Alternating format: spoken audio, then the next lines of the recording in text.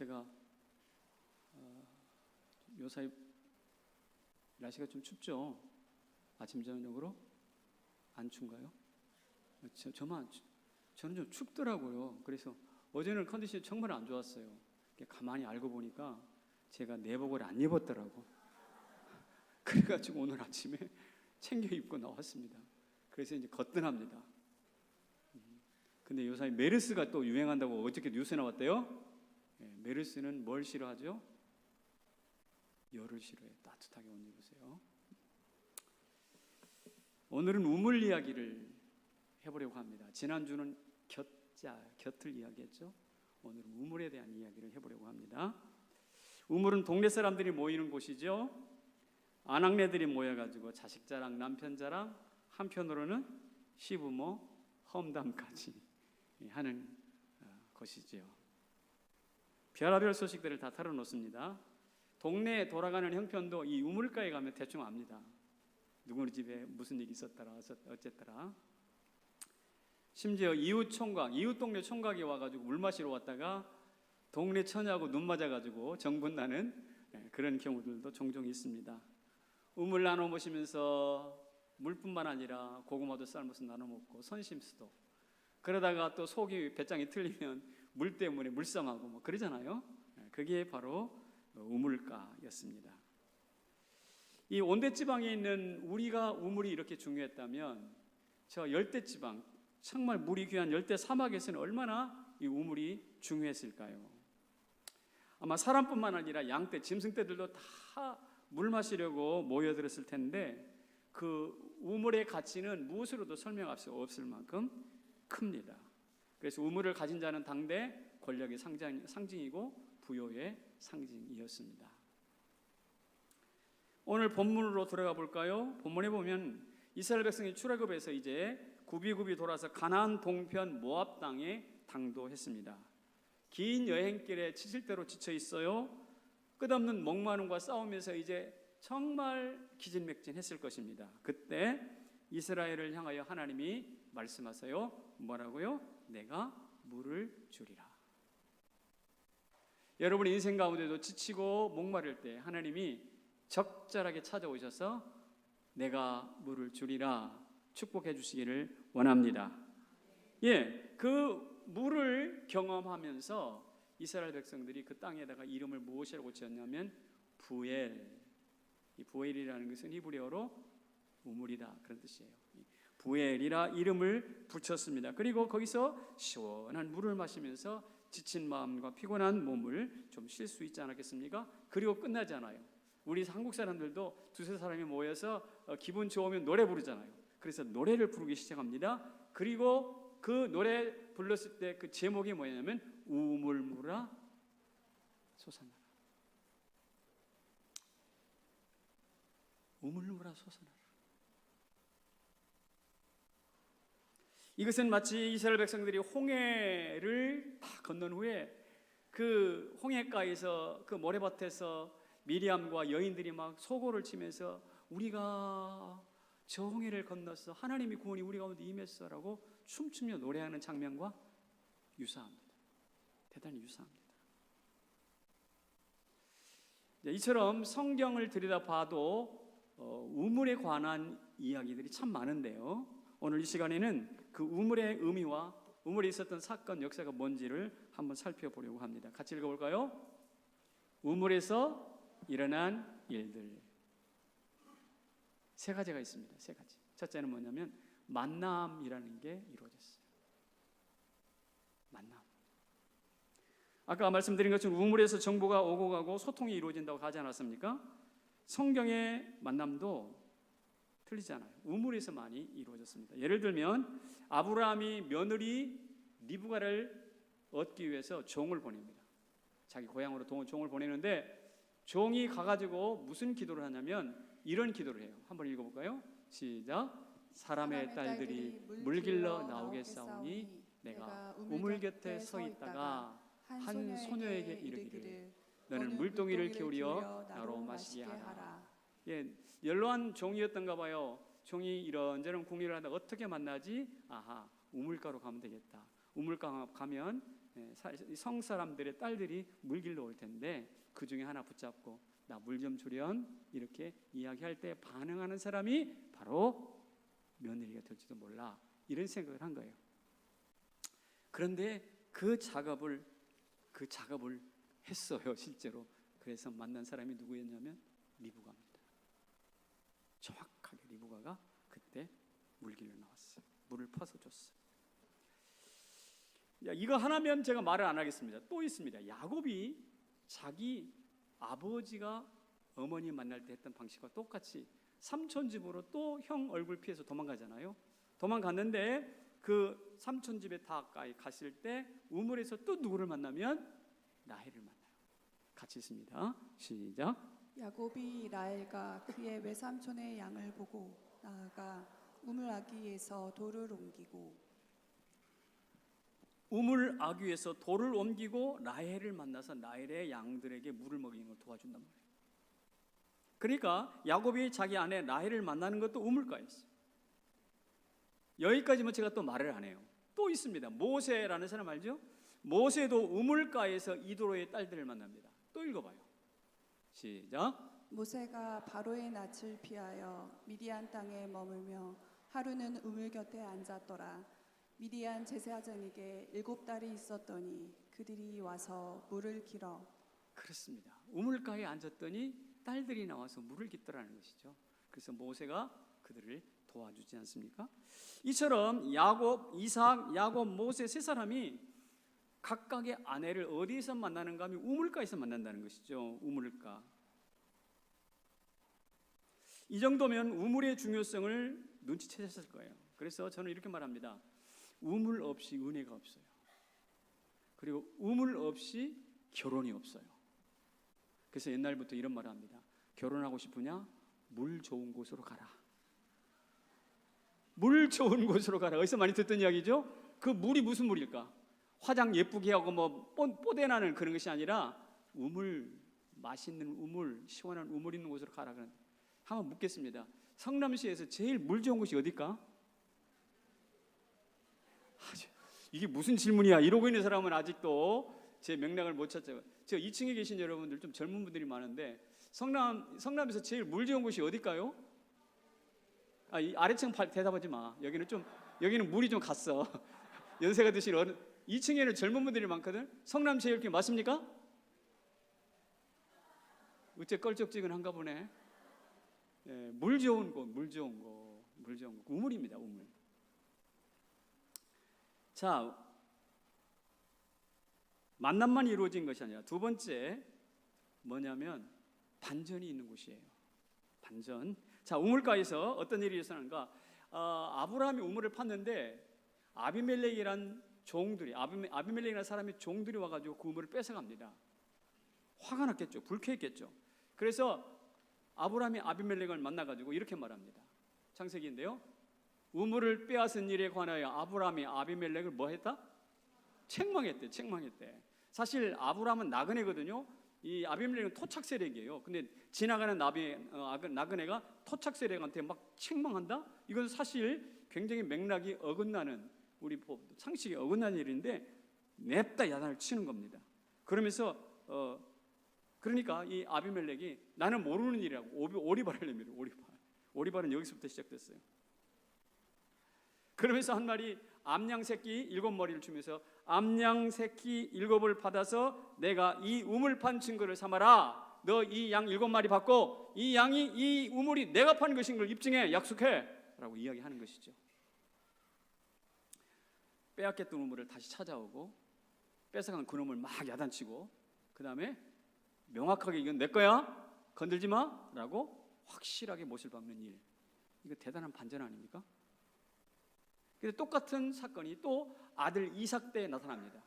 이삭이 있을 때도 그 우물을 또 뺏어요. 왜냐하면 우물을 뺏을 수밖에 없는 것은 이 우물이 죽느냐 사느냐, 돈의 부의 권력의 상징이니까 뺏기는 거예요. 또 뺏겼어요. 그다 이번에는 이삭이 책망하지 않습니다. 그래, 네 가져. 그리고 다른 데 가서 또 봤어. 물 나왔을까 안 나왔을까? 나왔어. 무려 4번 나왔어. 그러니까 그래서 가만히 보던 아비멜렉이 야, 이 사람 도사인데, 이거 정통했는데, 우물 전문가네, 함부로 다루면 안 되겠네, 저 사람한테 잘 보여야 우물이라도 하나 더 얻을 수 있을까, 이런 생각을 하고 찾아와서 우리 서로 상호 괴롭히지 말자, 상호 불가침 조약을 맺자라고 화친의 손을 내밀어요. 우물 뺏을 때는 언제고? 손잡자는 거야. 이게 반전입니다. 맞죠? 대반전. 빳빳한 사람이 고개를 숙이고 들어왔습니다. 저와 여러분에게도 이런 반전이 있기를 축복합니다. 예, 죽은 자가 낫고 일어나고, 병든 자가 다시 고침을 받고, 슬퍼하는 자 춤을 추며 기뻐하고. 세 번째 무엇이냐면 구원이 있습니다. 우물에서 구원입니다. 이 본문을 읽었던 21장 바로 앞에 보면 무슨 사건이 나오냐면 불뱀 사건이 나와요. 이스라엘이 하나님을 원망하니까 불뱀이 나와가지고 막 물어 사람들이 퍽퍽 쓰러져 죽잖아요. 바로 그때 노뱀 하나를 만들어서 그냥 이것을 쳐다보기만 해도 살잖아요. 심각한 불뱀이 찾아와서 죽고 살고 막 난리가 났는데 어떻게 하면 살아? 노뱀 만들어서 보기만 해도 살아. 간단하게 살아. 병원에 쫓아가서 응급실 119 타고 막 그럴 필요도 없어. 그냥 보기만 하면 나. 이게 뭡니까? 구원이야. 그런데 이 구원만으로 끝나는 게 바로 뒤에 목말라 굉장히 목말라. 그런데 물 마시기만 해도 살아. 보세요. 우리 18절, 아까 있었던 본문 18절 한번 읽어봅시다. 시작. 이 우물은 지휘관들이 팠고 백성의 귀인들이 규와 지팡이로 판 것이로다. 저기 팠다는 말이 몇 번 나와요? 2번 나오죠? 지휘관들이 팠고 규와 지팡이로 팠다. 그런데 저 팠다라는 말이 동사가 달라요. 첫 번째 팠다라는 저 말은 탐지하다라는 뜻이 강해요. 어디에 땅을 파야 어디에 우물이 물이 숨어 있다라는 것을 탐지해내는 거예요. 두 번째 팠다라는 것은 뭐냐면 뚫다, 막힌 구멍을 뚫다라는 뜻이 강해요. 뜻이 다릅니다. 동사도 다르고. 그래서 이 말은 무슨 말이냐면 우물 파려면 삽으로, 우리 해봐서 알잖아요. 우리나라도 물 많아. 우리나라도 아무데나 파면 물 나오지 않잖아요. 1m 파면 물 안 나오잖아요. 10m 이상 파야 물이 나오는, 깨끗한 물이 나오는데 어떻게 지팡이로 파요? 규도 마찬가지. 규도 지팡이인데 규와 지팡이는 지팡이예요. 삽이 아니에요. 꽃갱이도 아니에요. 그런데 규와 지팡이로 뭐 했다? 뚫었대. 어떤 신학자는 마치 덮개로 이게 덮어놓은 것을 슬쩍 거치기만 해도 물이 다 왔다라는 의미를 담고 있다고 그랬어요. 자, 무슨 이야기를 하고 싶으냐면 깊이 파는 온 생땀을 흘리면서 파야 되는 우물이 아니라 슬쩍 건드리기만 해도 물이 터져나오는 너무나 손쉬운 구원이라 이 말이에요. 자, 아까 노뱀으로부터 구원받을 때 쳐다보기만 해도 나았죠. 이게 구원입니다. 손쉬운 구원이에요. 이 손쉬운 구원은 하나님이 주신 거예요. 우리 구원 역시 목마를 때 어떻게 지팡이로 툭 치기만 해도, 건드리기만 해도 물이 나왔다는 거예요. 바로 이것은 무엇을 의미하냐면 하나님이 당신의 방식으로 우리에게 제공하시는 구원의 특성을 의미합니다. 여러분이 땀 흘리고 도덕적인 공덕을 쌓아가지고 구원받는 게 아니라는 거예요. 하나님의 온전한 사랑, 하나님의 주권적인 사랑, 그런데 건드리기만 해도 꽃이 피고 하듯이 그렇게 우리에게 구원을 주시는 것입니다.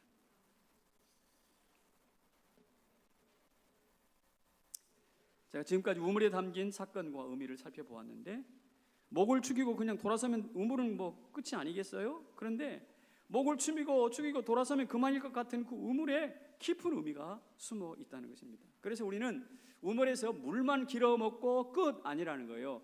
우물에서 물만 길어먹는 것이 아니라 아까 말씀드렸던 우물의 깊은 의미까지도 함께 건져 올리셔야 된다는 것입니다. 그게 뭐였어요? 아까 세 가지. 첫째는 만남이었고, 두 번째는 반전이었고, 세 번째는 구원이었습니다. 그렇습니다. 성도라면 이 세상에 살아갈 때 하나님이 주신 만남과 반전과 구원이라는 것을 우물에서 경험하셔야 됩니다. 마치 시원한 냉수를 마시듯이 그 만남과 반전과 구원을 경험해야 우리도 노래할 수 있어요. 우물물아 솟아나라라. 이 물을 마시지 않으면 우물마다 솟아나라고 노래할 수가 없다는 사실입니다. 자, 그렇다면 이 우물은 도대체 뭘까요? 이 우물은 오늘날 우리에게 뭘까요? 이거 모르면 뭐 오늘 이 성경을 읽은 의미가 없지 않겠습니까? 우리가 잘 가는 카페, 펜션, 리조트, 크루즈 여행 뭐 이런 걸까요? 아니요. 만남이나 반전 이런 것은 뭐 소설은 반전 이런 것들은 돈 들이고 유명한 관광지에 가면 좀 맛볼 수 있을지 모르겠지만 구원은 절대 그럴 거예요. 구원은 우리가 돈 준다고 되는 것이 아니고 좋은 경치 찾아간다고 되는 것이 아니잖아요. 사람이 만든 구원이 어찌 구원이겠습니까? 그래서 저는 이 성경에서 말하는 우물이 무엇이다라고 이야기하냐면 이렇게 말합니다. 우물은 무엇이라고요? 교회입니다. 교회. 교회가 만남과 반전과 구원을 담은 우물이라는 사실을 마치 한 영화처럼 한 장면으로 보여주는 성경 구절이 있어요. 에스겔서에 있는 말씀인데 같이 읽어봅시다. 시작. 그가 나를 데리고 성정문에 이르니 그 문지방 밑에서 물이 나와 동쪽으로 흐르다가 물이 발목에 오르더니 사람이 능히 건너지 못할 강이더라. 그렇습니다. 문지방, 성전이 있는데 성전 문지방에서 물이 나왔대요. 그런데 여기서 말하는 성전은 오늘의 교회입니다. 하나님의 나라예요. 오늘의 교회 문지방에서 물이 나온다는 말이에요. 그러니까 다른 말로 요약하면 교회가 곧 우물이에요. 그리고 그 교회에서 물이 흘러나오는 것이죠. 물이 흘러나와서 말씀드린 것처럼 큰 강물을 이루었다고 그랬어요. 뿐만 아니라 그 말씀을 좀 더 자세히 읽어보면 고기들이 막 번성, 그 강에 고기들이 번성하는 거예요. 그리고 죽었던 개펄들이 이 물이 흘러가니까 다시 되살아나는 거예요. 반전이 있는 반전. 고기들이 서로 만나고 만남, 죽은 개펄이 살아나고 반전. 그리고 거기에 생명나무 과실이 쭉 일어나서 그 과실 먹는 자마다 세하지 않고 무엇입니까? 바로 거기에 만남이 있잖아요. 거기에 반전이 있잖아요. 거기에 구원이 있잖아요. 이 만남과 반전과 구원은 오늘 교회를 그려주신 하나님의 이상이었어요. 그리고 예수 그리스도의 말씀을 통해서 오늘 성남제일교회를 통해서 다시 재현된다고 저는 믿습니다. 우리 교회를 출입하는 성도들이여, 여러분의 삶에서 이 교회를 드나들면서 여러분에게도 동일하게 소중한 만남이 있기를 축복합니다. 뿐만 아니라 반전이 일어나기를 바랍니다. 재난이 뒤집어서 축복이 되기를 원합니다. 병이 나왔으면 병이 들었습니까? 고침받기를 원합니다. 그리고 하나님께서 여러분들을 위해서 숨겨놓은 구원, 건드리기만 해도, 보기만 해도 살아나는 역사가 나타나기를 축복합니다. 그래서 말입니다, 바울이 디모데에게 이런 말을 했어요. 교회에 대해서 가르치면서 이 집은 바로 교회입니다. 성전이죠. 하나님의 교회요, 진리의 뭐다고? 진리의 기둥과 터예요. 그래서 이 교회에 나오는 사람 진리를 만나잖아요. 진리를, 예수 그리스도를 만나잖아요. 만나서 그 인생이 뒤집어지는 거예요. 그래서 성령이 역사하시면 어떻습니까? 원수들이 서로 잘못했다고 손을 내밀어요. 이 성령의 역사입니다.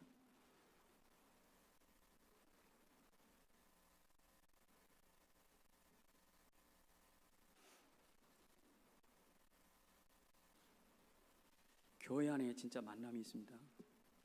만남. 우리 집사람하고 저 뒤편에 가장 예쁘게 앉아 있는 사람이 우리 집사람이에요.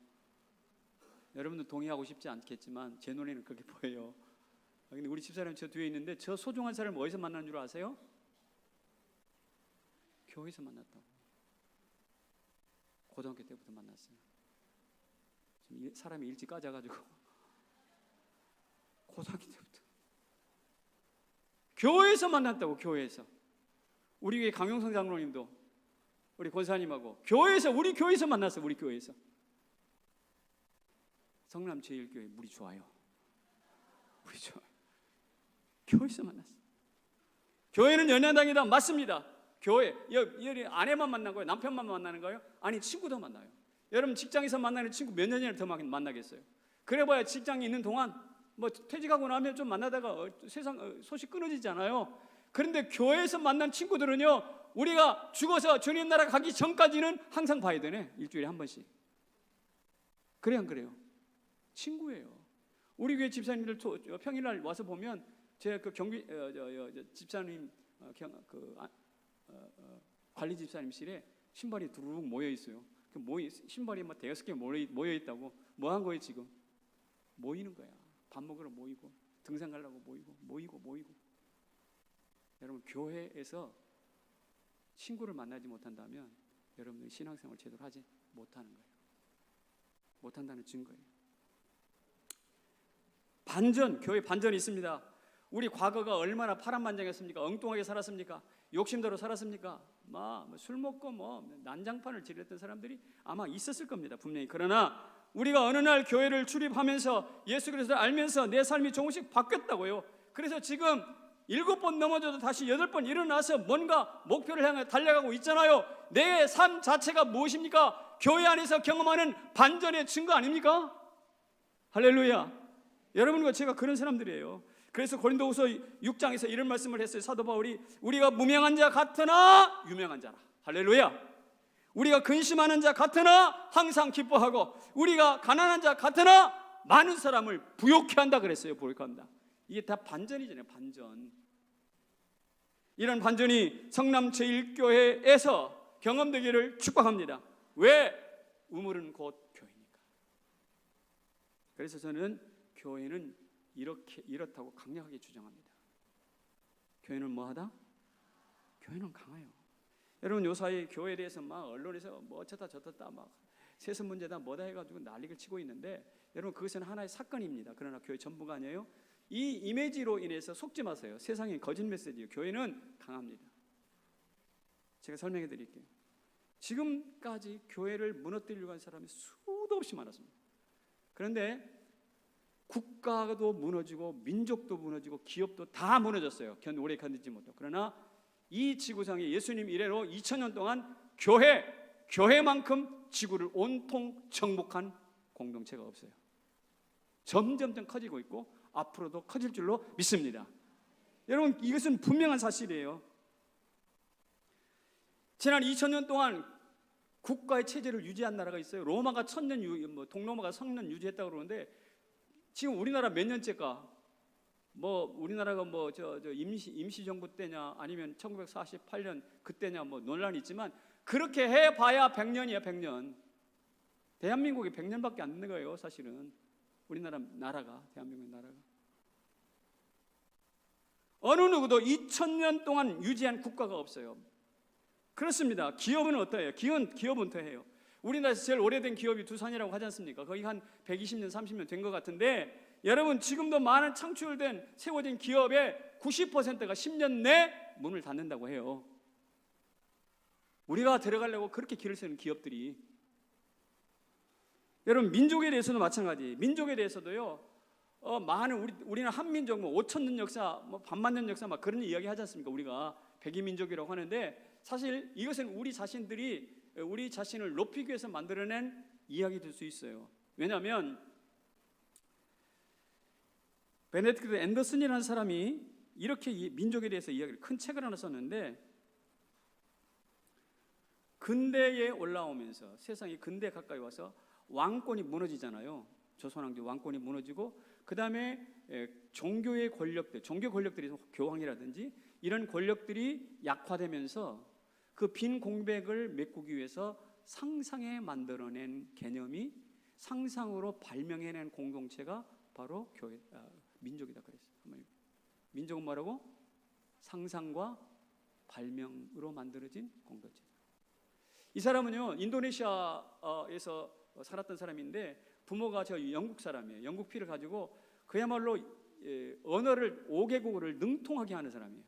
그리고 미국에서 정치학을 공부한 사람인데 탁월한 정치학자입니다. 그런데 이 사람이 가만히 보니까 민족주의가 막 들끓고 있는, 그래서 우리 민족이 최고다 그래서 민족주의가 서로 싸우고 전쟁까지 하잖아요. 그런데 여러분, 꿈 깨시오. 당신들이 말하는 민족이라는 것은 사실상 근대에 와서야 드디어 만들어진, 사람들이 상상 속에서 만들어지고 발명해낸 공동체일 뿐입니다. 속지 마세요. 이렇게 이야기했어요. 이 사람 말이 우리의 정서는 참 안 맞는 것 같긴 한데 한번 귀 기울여 볼 만해요. 무슨 이야기를 하고 싶으냐면, 우리가 그렇게 애지중지하는 국가, 애지중지하는 기업, 애지중지하는 민족, 이것도 이것도 얼마 가지 못해서 무너졌고 또 무너질 것이에요. 그러나 교회는 그 수많은 핍박과 눈물 가운데서도 2000년 동안 한 번도 약화되지 아니고 계속해서 지금 온 지구촌을 덮고 있습니다. 자, 교회 약합니까? 강합니까? 강합니다. 이걸 보는 눈이 바로 신앙의 영의 눈이에요. 교회는 그래서 이렇게 강해지는데 이유가 무엇입니까? 교회 안에서는 이렇게 끊임없는 새로운 만남이 창출되고 죽어가던 개펄들이 말이죠, 다시 반전으로 다시 살아나고, 엉뚱하게 살아갔던 사람들이 예수를 믿고 구원의 반열에 서교하는 일들이 자꾸 이 우물이라는, 교회라는 우물에서 재생산되니까 강해지는 거지. 성남제일교회가 이 우물로서의 기능을 유지하는 한 앞으로 성남제일교회는 점점점 강해질 줄로 믿습니다. 그리고 점점점 부흥할 줄로 믿습니다. 담임 목사가 설교를 잘하든 못하든 그게 중요한 게 아니에요. 본래 교회의 속성은 뭐예요? 강한 거예요. 그래서 어느 신학자는 교회가 강력한 이유를 찾아봤어요. 그러니까 4가지를 찾아냈어요. 교회가 강력한 이유. 첫째, 뭐가 있어요? 보혈과 성령 하나님이 있어요. 예수 그리스도의 피 흘린 보혈이 있잖아요. 우리는 피의 사람들이에요. 그리고 성령이 우리와 함께 하세요. 그래서 적들이 무너지고요, 원수들이 서로 화해를 한다고 말씀드렸잖아요. 두 번째, 교회는요 강력한 교리체계가 있어요. 이 교리체계는 어느 날 갑자기 만들어진 게 아니라 지난 2000년 동안, 아니 성경이 쓰여진 수천 년 동안 축적돼서 만들어진 교리체계예요. 그래서 어떤 철학도 어떤 논리도 어떤 이론도 무너뜨릴 수가 없어요. 확인이 됐어요 지금. 그리고 교회 안에는 뜨거운 사랑이 있어요. 그래도 사랑한다고 안아주고 격려해주고 웃어주는 것이 교회입니다. 거리만 나가보세요. 찬바람 쌩쌩 불잖아요. 교회에 결속이 있어요. 사랑의 결속. 그리고 교회는 하나님이 주신 재정적인 자립성이 있습니다. 여러분, 보혈과 성령이 역사하죠. 그 다음에 교리체계가 강력하죠. 그 다음에 사랑이 있죠. 그 다음에 돈이 있죠. 어느 누구한테 눈치 보지 않고 진리를 선포할 수 있는 근거가 되잖아요 이게. 그러니까 교회는 맞아요, 강할 수밖에 없어요. 성남제일교회, 그 강력한 우물이요 교회가 될 줄로 믿습니다. 그래서 구약의 아가서 기자는 이렇게 교회를 바라보면서 이렇게 이야기했어요. 같이 읽어봅시다. 시작. 너는 디리사 같이 어여쁘고 예루살렘 같이 곱고 깃발 세운 군대 같이 당당하구나. 아멘. 이것은 그냥 읽은 그 글이니까 서술문 같은데 이것은 감탄사예요. 너는 디리사 같고, 너 교회는 디리사 같고, 너 교회는 예루살렘 같이 곱고, 너 교회는 깃발 세운 군대 같구나, 당당하구나. 감탄사의 연발입니다.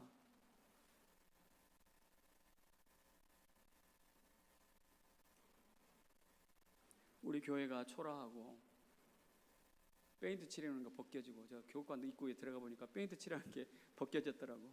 여러분, 아이고 이 교회는 왜 이렇게 지저분하노? 이런 생각을 하면서 보면 그 건물로서 교회를 본 것이겠지만, 그러나 이 오막사리 같은 교회에서 여러분 아까 찬송했잖아요. 얼마나 생명력 있는 찬송을 부릅니까? 예수, 죽음에서 부활하신 예수, 이런 노래. 산을 옮기신 예수, 이런 노래를 부르면 가슴이 벅차오르잖아. 하나님, 그 예수가 나의 예수.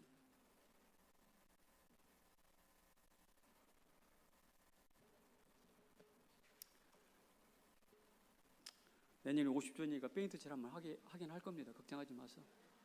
페인트 칠 한번 하고 다 할 건데 그게 교회 행심이 아니야. 여러분, 막 수십억을 들여서 잘 지어놔도 사람이 안 모이는 죽어가는 교회들 많아. 그러나 우리처럼 별 볼 일 없는 것 같아도 수십 년은 겨울이 안 있어도 살아있는 예배가 있고 예수가 선포되고, 할렐루야, 이런 교회가 있다니까.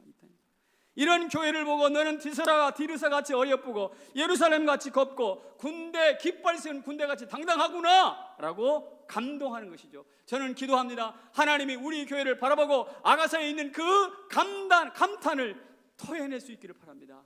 성남제일교회 성도들아, 너희 너무 당당하구나. 그래서 우리 주님이 명령하는 거예요. 우물물아 솟아나라 라고 노래 부르라고.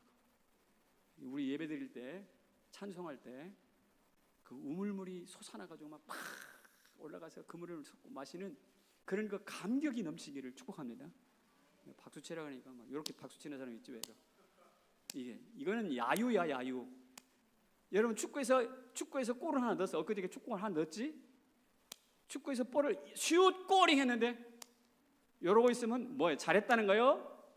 넣지 말라는 거예요. 넣지 말라는 뜻이지. 우리 우물물아 솟아나라라고 이 교회에서 하나님이 일으키시는 만남과 반전과 구원을 향하여 노래할 수 있기를 바랍니다. 그럴 때 그것이, 그 만남이, 그 반전이, 그 구원이 나의 것이 되는 거죠. 그런데 이 교회, 강력한 교회, 쇠하지 않는 교회를 여러분들이 얼마나 가까이 느끼느냐에 따라서 여러분의 신앙의 수준이 결정됩니다. 자, 얼마나 큰 교회, 얼마나 멋진 교회에 다니느냐에 의해서 그 사람의 신앙이 결정되는 게 아니고, 교회의 본질을 알고 그 교회의 교회를 얼마나 마음으로 가까이 하느냐에 따라서 결정된다고요. 근데 오늘 제가 말씀드리고 싶은 것은 바로 우리가 인생이 가장 위기에 빠져 있을 때, 궁급할 때 뭘 생각하느냐 한번 점검해 보세요. 그게 교회여야 합니다. 한번 읽어볼까요? 어디서? 땅끝에서. 내 인생이 밀리고 밀려서 마지막 이제 낭떠러지 같은 땅끝에 밀려가 있을 때, 그때 우물을 기억하는 것이 진짜 크리스찬이에요. 예를 들어 볼까요? 다윗이라는 사람이 있지 않습니까? 다윗이 블레셋하고 심각한 전투를 하고 있었습니다. 그런데 그때 문득 다윗에게 떠오르는 일이 있었어요. 한번 읽어봐요. 시작. 다윗이 소원하여 이르되 베들레헴 성문 곁 우물을 누가 내게 마시게 할꼬. 지금 보세요. 막 치열한 전쟁이 일어나고 있는데 전쟁터에서 뜬금없이 옛날 베들레헴에서 먹었던 우물이 생각난 거야. 이 우물 생각하는 거예요 지금. 그런데 이 우물은, 베들레헴 우물은 누가 지배하고 있냐면 블레셋이 지배하고 있어요. 거기 요새가 있다고. 블레셋 요새가 지금 블레셋이 점령하고 있는 땅인데, 그 땅에 어떻습니까? 다윗이 그 땅에서 우물을 먹었고 그게 고향이거든. 그러니까 어떻습니까? 그때 먹었던 그 우물을 기억하면서 이렇게 말해요. 누가 나로 그 우물을 마시게 할꼬? 그랬더니 용사 세 사람이, 다윗의 부하 세 사람이 생명을 내놓고 그 적진을 돌파해서 그 물을 떠가지고 와요. 그 물을 손에 받쳐들고 부들부들 떨면서 너무 감격해서, 이것은 물이 아니구나, 내 사랑하는 동료들이 나를 위해서 피 흘렸던 작정했던 피로구나 생각하고 그 물을 마시지 못하고 하나님께 부어드렸어요. 자, 여기서 왜 치열한 전쟁터에서는 상대방을 하나라도 더 쓰러뜨려야 되는 일에, 적을 어떻게 하면 많이 죽이는 일에 집중해야 되는 그 순간에 왜 뜬금없이 자기가 옛날에 먹었던 고향 땅 베들레헴의 우물을 생각합니까? 이유가 뭐예요? 인생이 굉장히 치열한 때, 땅끝에서 위기 때 우물을 생각했거든. 다윗입니다. 왜 그랬을까요? 그 우물을 먹으면서 왕으로 부름받았습니다. 그 우물을 먹으면서 사자의 입을 찢어서 양을 구해냈습니다. 그 우물을 먹으면서 골리앗을 쓰러뜨리는 전승을 올립니다. 그 우물을 먹으면서 다윗의 인생이 바뀌었습니다. 그런데 이 치열한 전투가 벌어지는 이 순간에 어찌 그 우물 생각 안 나갔어요?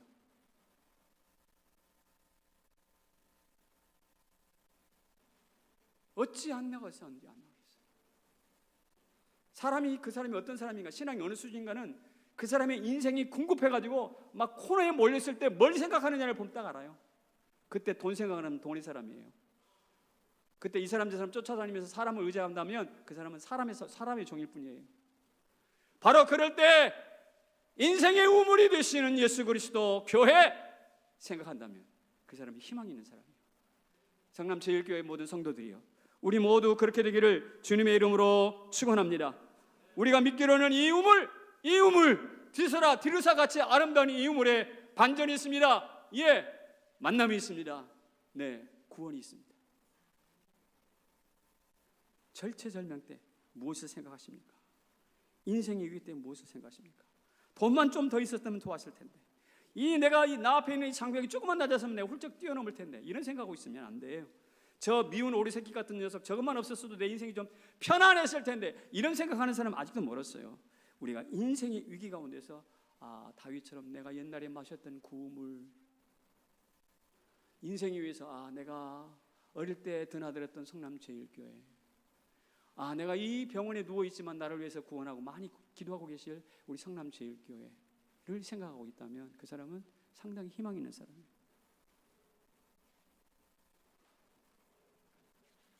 사람이 말이죠, 뭔가를 심각하게 생각하는 것 같은데도요, 얼마나 표피적인 것인지 몰라요. 정신을 바짝 차려야 돼요. 여러분, 사람이 옷을 살 때나 비싼 자동차를 살 때나 거의 비슷한 방식으로 결정한답니다. 예, 처음에는 가격 정보도 알고 품질 정보도 알고 뭐 이런 정보를 다 수집을 해요. 옷 살 때나 뭐 자동차를 살 때 똑같이. 그런데 그렇게 다 수집해 놓고 그리고 결국 어떻게 결정하냐면 자기 선호도 굉장히 감정적인 거예요. 감성적으로 결정해 버려요. 그럼 그럴 바에는 그냥 처음부터 아예 자기 좋은 거 툭 사지. 근데 이 옷은 그렇게 살 수 있다고 해봐요. 근데 자동차를 사고 집을 살 때도 그렇게 한다는 거예요. 인간이라는 게 그렇게 깊이 생각하는 것 같죠? 천만에 굉장히 얄팍한 동물이라는 뜻입니다. 우리 그러지 말라고. 우리는 성도는 그러면 안 된다고.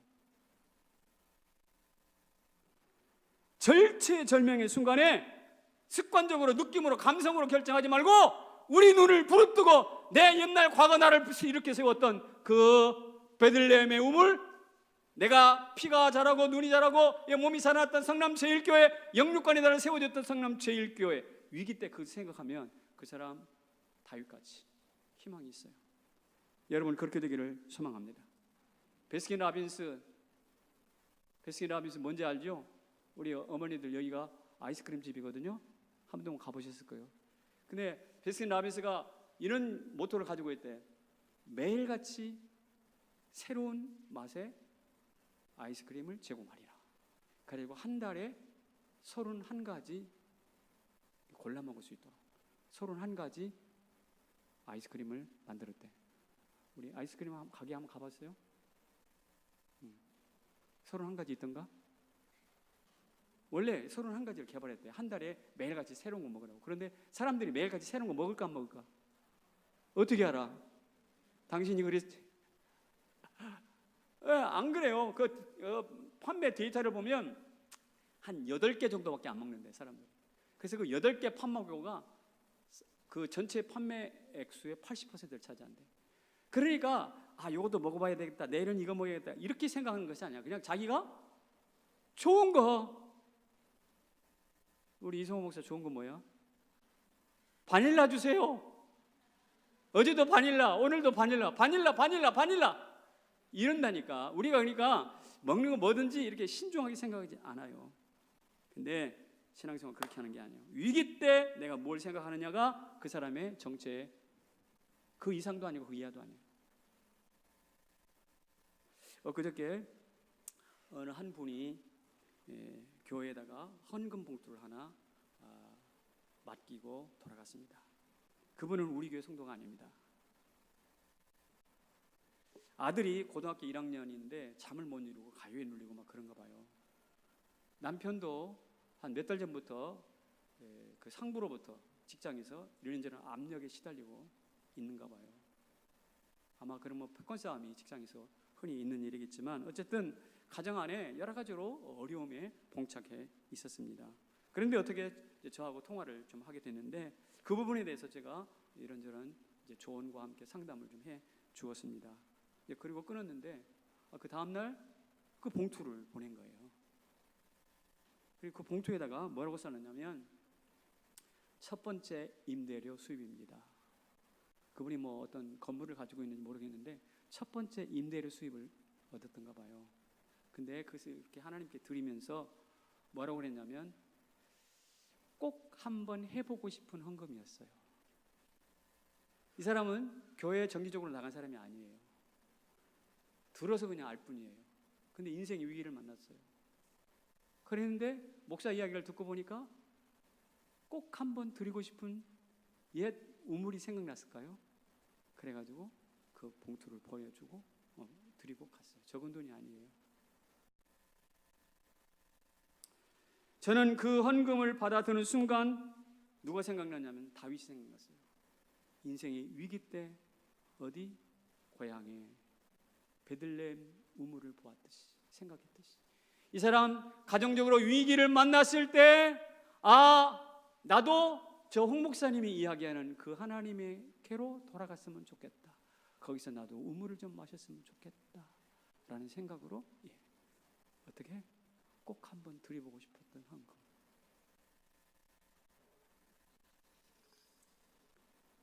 그래서 제가 축복했습니다. 하나님, 저에게 우물을 반전과 만남과 구원의 우물을 허락하여 주옵소서. 그리고 저의 입에서 우물물아 솟아나라 라고 노래할 수 있게 하여 주시옵소서. 저는 그분을 잘 몰라요. 하나님이 그렇게 하실 줄로 믿습니다. 우리는 교회 안에 있기 때문에 이 교회가 얼마나 소중한지 잘 모르거든요. 여기 이성호 목사님 미안해요. 여기 이 목사님 앉아 계시는데 이 목사가 아버님이 목사님이시잖아요. 어릴 때 자랄 때 교회 사택에 살았대요. 사택에 살았어. 그래가지고 교회 안 갈래 안 갈 수가 없어. 그랬겠죠? 안 갈래 안 갈 수 없어. 그래서 어릴 때 평생 소원이 하나 있었어. 뭐냐면 예배에 지각해보는 거. 예배 때 지각. 오늘 여기도 예배 지각하는 사람이 많은데 예배에 지각해보는 것이 소원이 어때? 그때는 굉장히 힘들었을 거야. 막 세수도 안 하고 막 성경책 하나 들려고 막 쓰레기밖에 없고 헐레벌떡 와가지고 저 문 예배를 시작했는데 문 확 열고 들어와서 이거 이러고 앉아있는 아이가 참 멋있게 보였겠지. 나도 좀 데려갔으면 좋겠다 라는 것이 처럼 어릴 때의 모습이에요. 교회 안에 있던 나도 지각 좀 해봤으면 좋겠는데 근데 그때 드렸던 그 예배가 그때 떠나지 않고 맴돌았던 그 교회라는 우물이 오늘 이성호 목사를 멋진 목사일 뿐만 아니라 찬양 인도자로 만들어놨어요. 그가 찬양하면 그 헝클어진 머리가 잘 정돈된다는 느낌이 있어요. 제가 받는 느낌입니다. 뭐 소리를 고래고래 지르고 뭐 멋지게 막 뚱당거리는 게 아니라 그의 찬송 안에 잠깐 귀를 기울이면 그런 역사가 있어요. 이게 바로 교회를 제대로 경험한 사람을 통해서 나타나는 열매입니다. 인생의 위기를 만났습니까? 높은 장벽 앞에 붙들려 있습니까? 아브라함과 이삭과 야곱이 마셨던 우물을 여러분도 생각하시기를 바랍니다. 다윗처럼 고향의 우물을 떠올리시며 외치시기를 바랍니다. 뭐라고? 누가 나로 이 물을 마시게 할꼬 할 때 하나님께서 지팡이로 물을 터뜨려 주시면서 우리로 노래하게 할 것이에요. 우물물아 솟아나라.